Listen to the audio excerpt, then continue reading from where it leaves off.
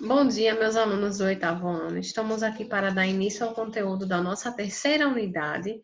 Vamos tratar nessa aula de hoje sobre as características da entrevista e falaremos também sobre alguns tipos de entrevista.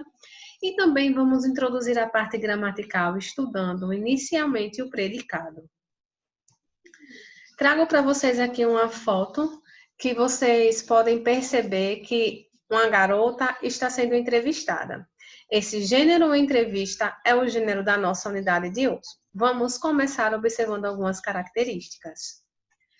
Eu tenho aqui como características da entrevista. A finalidade é colher informações, depoimentos, opiniões, aspectos, sejam da vida pessoal ou da vida profissional da pessoa em destaque, no caso da pessoa que está sendo entrevistada.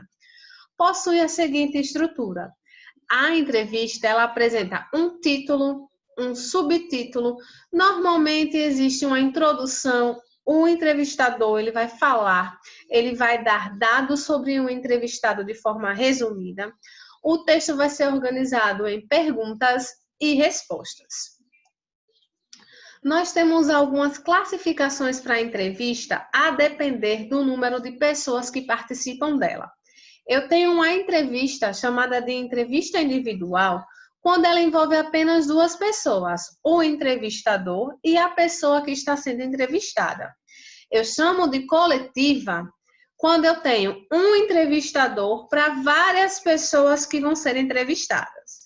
Eu vou chamar de enquete toda vez que são várias pessoas entrevistadas, mas essas pessoas são entrevistadas de modo separados, uma por vez.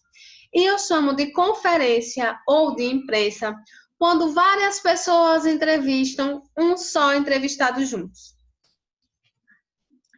E agora nós vamos dar início à nossa parte gramatical, analisando o predicado. Para entendermos predicado, precisamos lembrar o sujeito.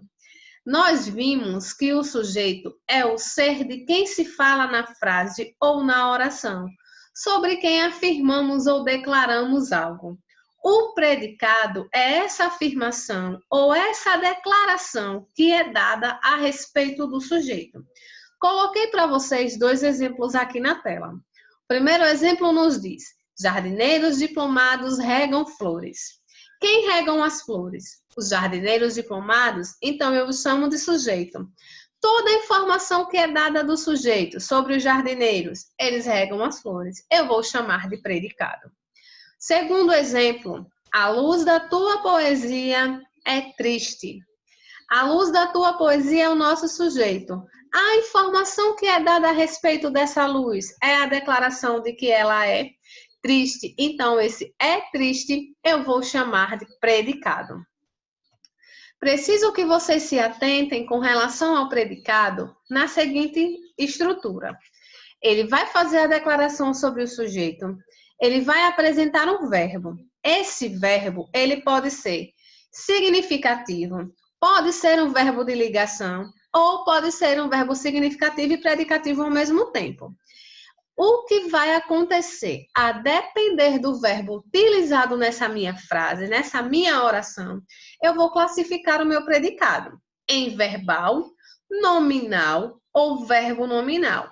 Porém, essa classificação nós faremos apenas para a próxima aula, porque precisamos estar atentos no momento ao que vem a ser ao conceito do predicado.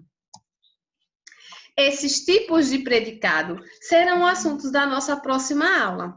Eu preciso que vocês se esforcem fazendo as atividades que deixarei para trabalhar bastante essa divisão e identificação. Aprender a separar quem é o sujeito e quem é o predicado.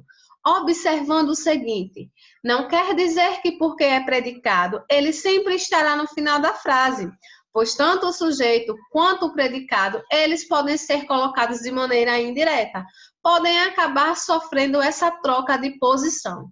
Espero que vocês tenham entendido a nossa aula de hoje. Qualquer dúvida, estou à disposição e até a nossa próxima aula, meus amores. Tchau, tchau!